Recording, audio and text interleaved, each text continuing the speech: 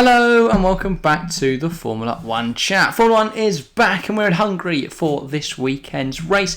We're here with our preview. We're going to run through, what we expect to happen. We're going to talk about last week's round as well in Britain. And just thoughts on that. So should we start then with the circuit? The Hungarian Grand Prix circuit, the Hungaroring. Firstly, do we like the circuit? No. Why not? It's Monaco out walls. See, everyone says this. I like it. It's just so disinteresting. No, it's not. If you watch the last two seasons of Formula 1, the Hungarian Grand Prix has been stellar. 2021, Bottas, cheeky bit of bowling. If we're talking about the race, and if we're talking about the circuit... Yeah, the circuit before wasn't great, but the last two seasons have been really good. And I'm optimistic this is going to have a good race. The thing is, the last 2 years have had chaos with weather conditions. Which has made the track a lot better than it certainly is. But is that not an effect? Yeah, I mean, if you have to look like Interlagos wouldn't be as good as it was if we never had a wet race. Same for Canada. If you look at the circuit, it's boring as anything. If you take the race and the occasion, it has been good the last 2 years. Yeah. I think it's an interesting technical challenge. Painfully slow. It's alright. It's not too bad. I think it's underrated. I think a lot of fans hate it. But the last two Grand Prix have been really, really good. 2021 obviously had Bottas taking out off the grid. And then the weird weather Lewis Hamilton starting a race by himself. And Ocon won. Ocon did win. And then in 2022 we had Max Verstappen overtaking everyone from 13th on the grid, then doing a spin, and then overtaking everyone again, and then winning. I think if he hadn't done a pirouette, that would have been quite dull. Still, we did the pirouette though. He did do the pirouette. But I think for me, it's a track which is very difficult to overtake at. Other than on the main straight, where it's really easy to overtake. Yeah, and DRS. Very harsh on the tyres. We know that, of course. So I don't know if Pirelli will probably do something stupid, like pick the really hard compound. So we just do a medium hard, and then everyone cries themselves out of boredom and then goes home. That is the worry. That's it. Okay. If I'm watching, Pirelli have just decided we're not having a fun race. And the one thing that happens is, I don't know, Sainz decides to retire because he's bored. Yeah. Something like that. It's just, unless there's rain. Yeah, that could be an option. It is quite hot across Europe at the moment. Extremely hot. It's a bit hot. It's very hot. A little bit hot. I don't know, I think Hungary can still rain though. We've had rain here in the UK and it's apparently really hot at the moment. But it's very windy. Hopefully Hungary can provide some weather that's interesting. Probably not though, probably going to be... Thunder and lightning, send them out, see what happens. Yeah, probably going to be completely bone dry. Looking back at 2 weeks ago then, the British Grand Prix at Silverstone. A very good race. What's a Grand Prix? Silverstone always provides a good race, I would say. It's a great track, of course. I think its width is huge. And as to why it's still really interesting, because you can fight it. You can battle. Whereas, with these chunky cars, Monaco, if you put two of them side by side, they'll get stuck. They're dead. So, okay. But, I think for me, last weekend, really, really good. Couple of takeaways. McLaren is competitive. Question mark. What a Grand Prix. They did very well. I don't know the McLaren are competitive. I think Lando Norris is definitely. No, British bias, but go on. I was actually the one in the review that was saying that Oscar Piastri was so underrated and did not get the plaudits he deserved. I thought I said that. British. I said that. I love Oscar Piastri. Maybe I said it and you copied. Anyway, I think they both had a really good race. I just think if the McLaren isn't so if it's not as quick as it was, Lando can drag it up, whereas Piastri will be on the pace of the car. Yeah. There's a reason Lando and Norris took the lead.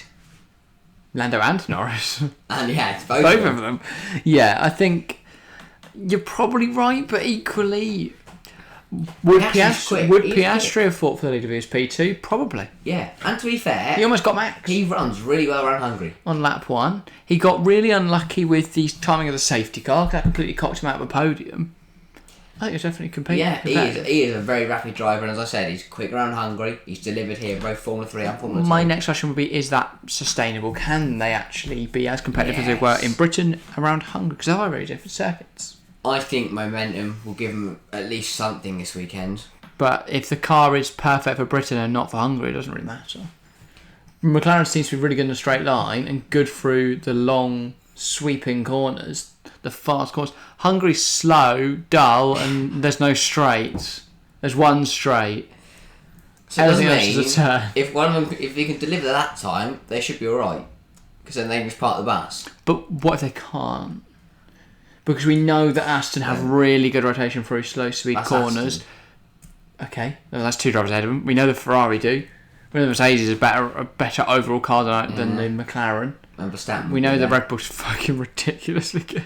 Still ahead of Perez, but I don't know. Perez might do something decent for a change. he might get P12 rather than P16. He might do that. But yeah, for me, I think McLaren look good. I think this will be an interesting sign as to whether they just got a really good weekend in Britain because that's a circuit they're familiar with and one that the car's designed for, or whether it is actual really good pace and that they can compete no matter the circuit. So they'll probably be like 18th and 19th, but we can hope and pray. And then Belgium, I think they should be quick again if the first theory is right. So long corners. Yes, very fast corners. But yes, then up next, Max is so unbelievably clear.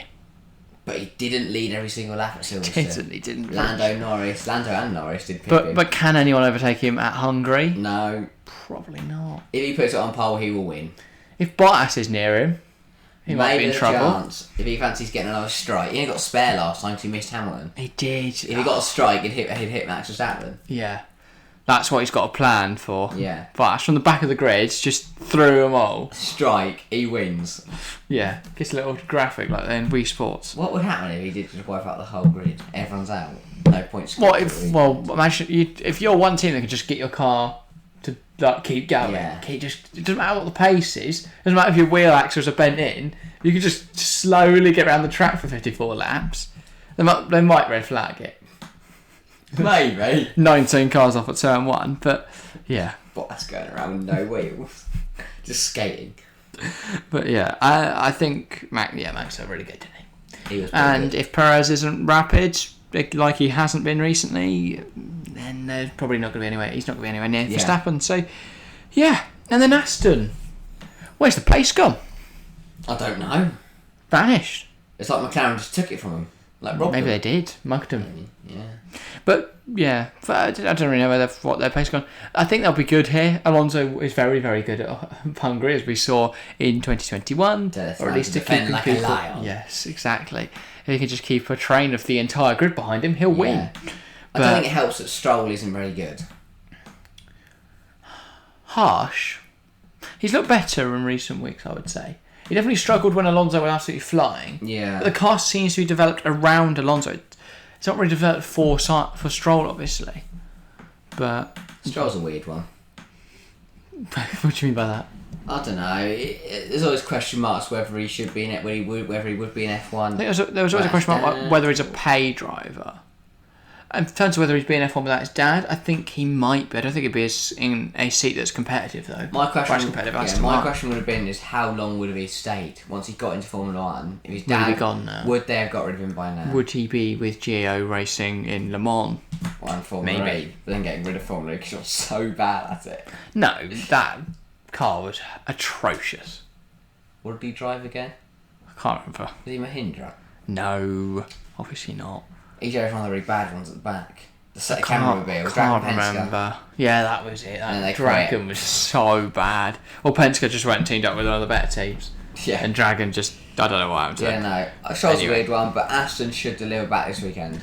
What to expect from Hungary? Well, last year's race was, of course, the Max Verstappen show, so we watched him cart through the order. Yeah. Other than that, what happened? Nothing. Absolutely nothing. The only thing the race does is make me hungry. So, Wow, you should go into comedy, mate. I know. What happened last year? Who finished where? Should we have a look? Last season's results. I honestly have zero recollection of the Hungarian Grand Prix, but Max Verstappen doing really well. Verstappen won, Hamilton second, Russell third. So, Ferrari went really good. Sainz, Perez, Leclerc was sixth. I think Ferrari did a little strategy wobble. Wow. Just for a giggle. Yeah. And then Norris was seventh, and everyone else was a lap behind, and everyone else was trained probably behind Alonso. But yeah, That's what he does. that is what he do. Be interesting to see what happens. I'm not expecting too much. Yeah, We've had a run of a few exciting races. I think this could be the least exciting of the lot. I think you're right. I think Max is really good here. So he doesn't do anything stupid in qualifying, which can happen in Even if he Hungary. dies, he'll cut through. Exactly. So for me, Max will probably have it comfy. Probably. Speaking of which, predictions. What will happen this year? Shall we start with pole? Who's it going to be? My heart would put Daniel Ricciardo. Yeah, obviously back on the grid now. Do you think you can carry that Alpha Tauri to the points? Maybe. Maybe. I don't think he'll be on pole though. I think we Max Verstappen. Bit of a gamble here, but it pays off. Yeah, no, that is a rogue one. But before we move on, with Ricciardo, what is a successful first weekend? Q2, Q3. Not in a wall. What? That's better than De Vries, isn't it? Yeah, that is better than De Vries. But De Vries did get a Q2 appearance. I think get out of Q3 would be nice. Get out of Q1 would be nice. Get out of Q3 into If he gets Q4. into Q2, successful. Gets into Q3, he's quality. If he gets on pole, he's the world's greatest driver. My pole is not Max Verstappen. Oh. It's Max Verstappen. Wow. Who else is it going to be? Yeah. He's No good, debate. isn't he? No debate. Yeah, Perez doesn't look competitive at the minute, and Max is tearing everyone apart. So, Yeah. I don't know. The Red Bull's too quick for anyone to really compete with. My only other one would be if it rains, maybe Max, his Red Bull switches off as well. Then maybe Lando. Unless it breaks, it's not gonna be on pole. No. First DNF. A chance to say someone's name that isn't Max Verstappen. Who are we thinking? I'm going Bottas with an engine failure. He doesn't like finishing Hungary. No. Fair enough. What? Okay. The car's just going to blow up on him. Alfa Romeo hasn't blown up for a while. I am going to go Daniel Ricciardo. What? Yeah.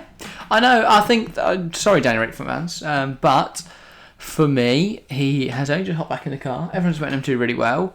I think he's either going to score points or he's going to put it in a wall. I don't think he'll put it in a wall. They're the two options for me. So either going to do really, really well and be like, oh my god, Dan, he should have never left, and oh, I love him, how smiley he is, or it's going to be straight back down to those McLaren days of just bang, wall, fair damage. Up next, fastest lap. I've got Max Verstappen. Whoa, what a bold choice, why? Yeah. I think he's pretty quick this weekend, I've got faith in him. It's awfully weird how we have got the same results. I also said Max Verstappen for the fastest lap. So yeah. Wow, that's really shocked me, that one. It is indeed. And then for a winner. I know I've said his name a lot, but I think I might go Max Verstappen this one. Yeah. What's the basis of your thinking? I just think he's really quick this weekend. Hungary's his favourite track. He's going. Is it? No, Max has been brilliant. He's in a Red Bull. He's firing on all cylinders that he owns. He's gonna waltz this. Yeah, I'm gonna go Marcus Ericsson. I think he's just driving in circles. He likes Indy 500. He is just like those big round corners. I'm gonna go Max because he is quite good. He's alright, isn't he? Yeah. Those predictions don't really work this year. Yeah. It's just Max. Insert lower grid driver, Max. Yeah. Max Verstappen as well. Anyway, I hope you guys have enjoyed. I think you've got some more interesting predictions to stick in the comments down below. If you have, do that. If you're new around here, make sure to leave a like and subscribe if you're new. Massively helps us out. We don't really have a goal with this channel, but it would be nice if you could subscribe. That's everything for today. Thank you very much for watching, and we'll see you next time. See ya.